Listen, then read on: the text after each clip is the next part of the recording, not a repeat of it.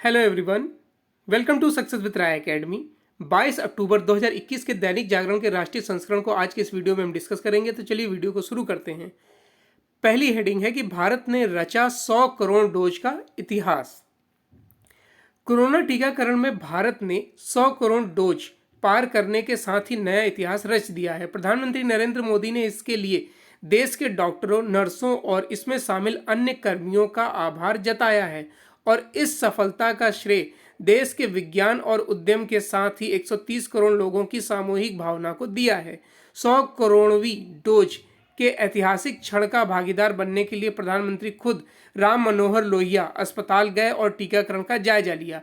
उनकी मौजूदगी में दिल्ली प्रदेश भाजपा के दिव्यांग प्रकोष्ठ के अध्यक्ष और वाराणसी निवासी अरुण राय को 100 करोड़वीं डोज लगाई गई। भारत की इस उपलब्धि पर देश विदेश से बधाई दी जा रही है। भारत की यह उपलब्धि कई मायनों में ऐतिहासिक रही है। इसे पूरी तरह से स्वदेश में बने टीकों से हासिल किया गया है। साथ ही भारत अधिक साधन संपन्न विकसित देशों की तुलना में ज़्यादा सुचारू और तेज गति से यह सफलता हासिल करने वाला दुनिया का पहला देश बन गया है। दुनिया में कोरोना की लगने वाली कुल 700 करोड़ डोज की 15% अकेले भारत में ही लगी हैं। यही नहीं, भारत ने 5.5 करोड़ डोज दूसरे देशों को भी दी है। सबसे बड़ी बात यह है कि 100 करोड़ में 97 करोड़ से अधिक डोज लोगों को मुफ्त में दी गई है। केवल 3% ही निजी क्षेत्र के मार्फत लगी है। कोरोना टीकाकरण में 100 करोड़ डोज तक का सफर आसान नहीं रहा है।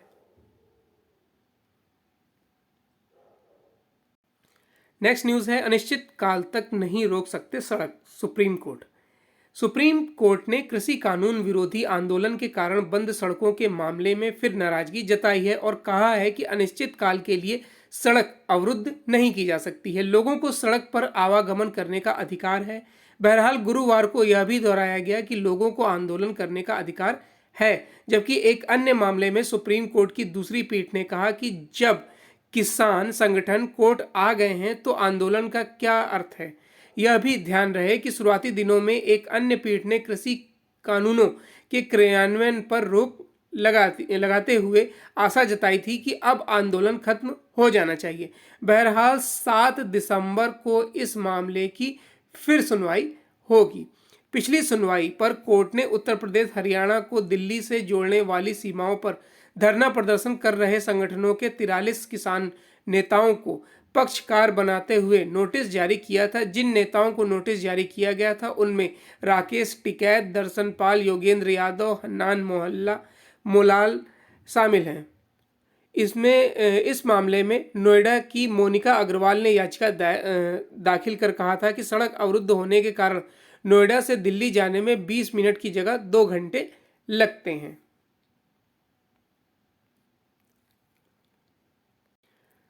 नेक्स्ट न्यूज है कि गरीबों को आरक्षण में 8 लाख वार्षिक आय सीमा का आधार क्या है, ये पूछा है सुप्रीम कोर्ट ने। सुप्रीम कोर्ट ने गुरुवार को केंद्र सरकार से फिर पूछा कि आर्थिक रूप से कमजोर वर्ग को 10% आरक्षण की पात्रता के लिए 8 लाख की सीमा तय करने का क्या आधार है। कोर्ट के आदेश के बावजूद केंद्र सरकार द्वारा इस बारे में हलफनामा दाखिल कर स्थिति स्पष्ट न किए जाने पर नाराजगी जताते हुए कहा कि अगर सरकार उच्च स्तरीय नीति बनाना चाहती है तो पहले उस पर विचार करे, फिर उसे करे। सरकार ने हलफनामा दाखिल करने के लिए थोड़ा समय मांगते हुए कहा कि ड्राफ्ट तैयार है, 2-3 दिन में दाखिल कर दिया जाएगा। कोर्ट मामले पर 28 अक्टूबर को फिर सुनवाई करेगा। जस्टिस DY चंद्रचूड़ की अध्यक्षता वाली पीठ मेडिकल पाठ्यक्रम की परीक्षा नीट के ऑल इंडिया कोटे में OBC को 27 और EWS को 10% आरक्षण देने की चुनौती देने वाली याचिका पर सुनवाई कर रही है। गत सुनवाई पर भी कोर्ट ने सरकार से पूछा था कि EWS के लिए 8 लाख सालाना आय की सीमा किस आधार पर तय की गई है। नेक्स्ट न्यूज है कि FATF यानी कि फाइनेंशियल एक्शन टास्क फोर्स की निगरानी सूची में बना रहेगा पाकिस्तान।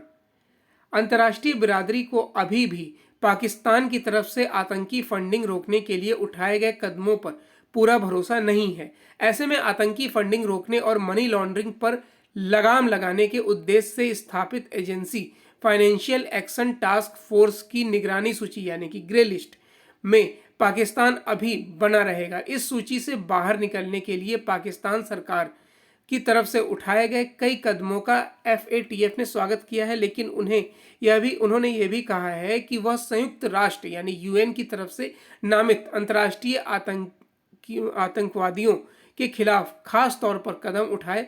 गुरुवार को देर रात तक FATF की तरफ से आयोजित प्रेस कॉन्फ्रेंस में ये जानकारी दी गई है। पाकिस्तान जून 2018 से ही FATF की ग्रे लिस्ट में है और उस पर कई वर्ष तक प्रतिबंध सूची में बने रहने का खतरा था।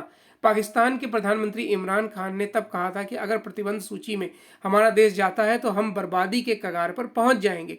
दरअसल प्रतिबंध सूची में जाने पर विदेशी कंपनियों के लिए पाकिस्तान में काम करना मुश्किल हो जाता है। वहां से होने वाले आयात निर्यात को लेकर समस्या पैदा हो जाती है। पाकिस्तान पर तकरीबन 10 अरब डॉलर करीब 75,000 करोड़ रुपए सालाना का अतिरिक्त बोझ पड़ने की भी बात हो रही है। नेक्स्ट न्यूज है कि डिजिटल बनाकर और सक्रिय की जाएंगी सहकारी समितियां। देश की सहकारी समितियों को डिजिटल बनाने के लिए कुल 3,000 करोड़ रुपए की जरूरत होगी। इसके लिए पहले चरण में देश भर में कुल 3 लाख प्राथमिक सहकारी समितियां गठित करने का लक्ष्य है। सहकारी क्षेत्र में पूर्ण पारदर्शिता लाने के लिए सरकार ने व्यवस्था के एक छोर से लेकर दूसरे छोर तक कंप्यूटरीकरण योजना तैयार की है। इससे सहकारी समितियों के कामकाज में पारदर्शिता आएगी, वहीं स्थानीय स्तर पर रोजगार के अवसर बढ़ेंगे। सहकारी क्षेत्र में सुधार की प्रक्रिया तेज कर दी गई है। ग्राम पंचायत स्तर पर विभिन्न वजहों से भंग हो चुकी प्राथमिक सहकारी समितियों को दोबारा सक्रिय करने पर भी विचार किया जा रहा है, जिसका प्रस्ताव तैयार कर लिया गया है। इस बाबत मॉडल कानून बनाकर राज्यों को लागू करने के लिए भेजा जा सकता है।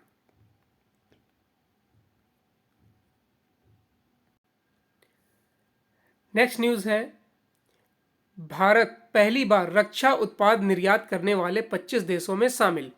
रक्षा मंत्री राजनाथ सिंह ने गुरुवार को बताया कि Stockholm International Peace Research Institute की 2020 की रिपोर्ट के मुताबिक भारत रक्षा उत्पादों का निर्यात करने वाले शीर्ष 25 देशों में शामिल है।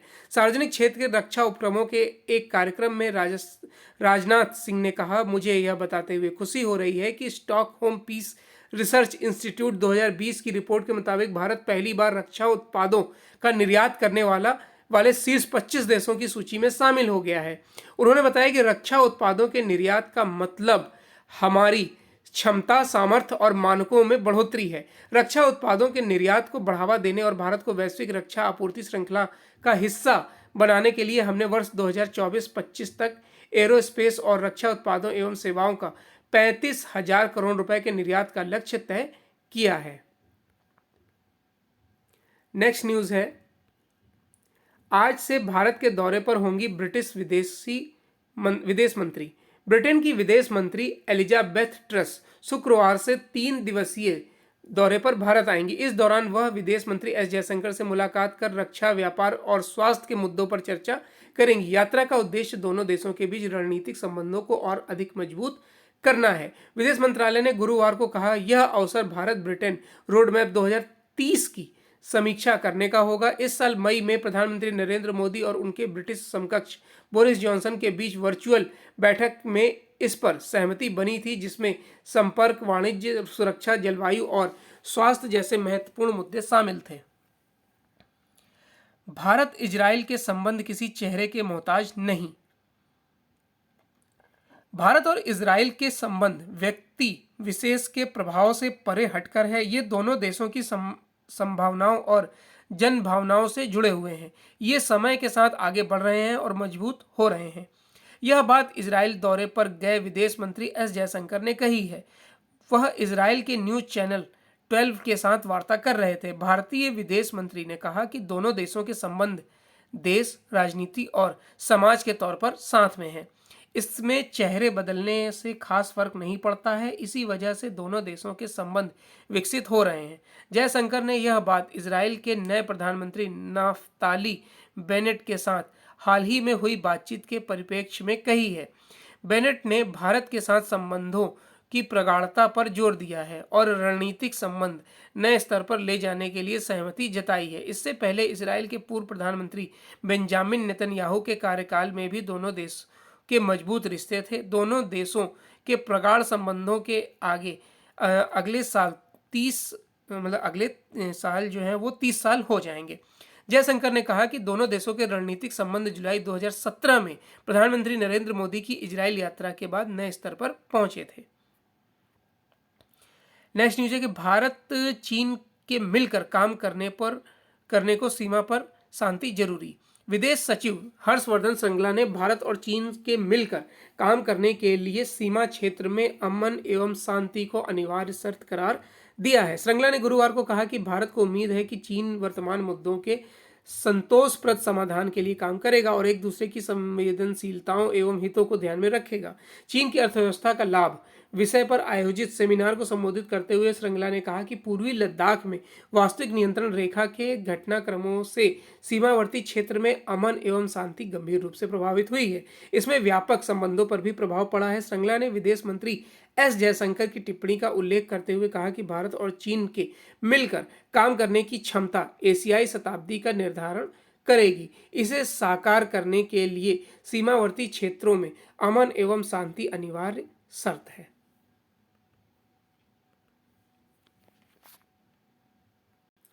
नेक्स्ट न्यूज है बिजनेस पेज से।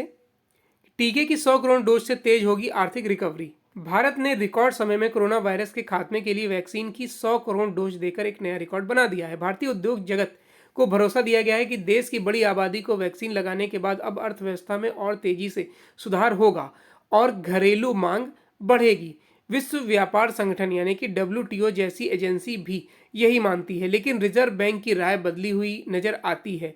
उद्योग चैम्बर एसोचैम ने 100 करोड़ डोज के लिए डोज दिए जाने को भारतीय हेल्थ केयर सिस्टम में मील का पत्थर बताया है। एसोचैम के चेयरमैन विनीत अग्रवाल का कहना है कि अगर जिस तरह से महामारी का असर कम हो रहा है और ग्राहकों का भरोसा बढ़ रहा है, उससे लगता है कि चालू वित्त वर्ष के दौरान आर्थिक विकास दर दहाई आंकड़े में रह जाएगी।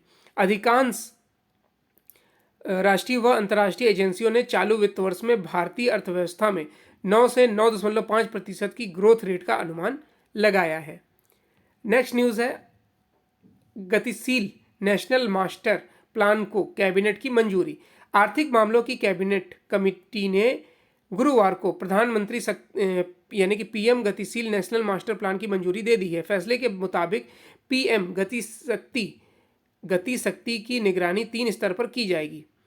निगरानी की सर्वोच्च जिम्मेदारी सचिवों के विशेषाधिकार समूह की होगी, जिसका नेतृत्व कैबिनेट सचिव करेंगे। इसके अलावा एक multi modal network planning group यानी कि NPG का गठन किया जाएगा, जिसमें विभिन्न विभागों व मंत्रालयों के प्रतिनिधि होंगे। वाणिज्य एवं उद्योग मंत्रालय के लॉजिस्टिक डिवीजन की टेक्निकल सपोर्ट यूनिट NPG की मदद करेगी। सरकार का कहना है कि इंफ्रास्ट्रक्चर संबंधी योजना तैयार करने के मामले में प्रधानमंत्री गति शक्ति अंतर मंत्रालयीय और अंतर विभागीय स्तर पर पासा पलटने वाला साबित होगा। अब है एडिटोरियल पेज। देखिए एडिटोरियल पेज में जो आज आर्टिकल लिखे गए हैं वो टीकाकरण पर लिखे गए हैं। पहला आर्टिकल या कह सकते हैं कि जो पूरा लेख लिखा गया है वो प्रधानमंत्री द्वारा वक्तव्य में दिया गया था, उसी को आर्टिकल का रूप दिया गया है। और जो दूसरा आर्टिकल है मजबूत इच्छा शक्ति की मिसाल, ये बिल गेट्स द्वारा लिखा गया है। तो हम दूसरा आर्टिकल देख लेते हैं कि मजबूत इच्छा शक्ति की मिसाल।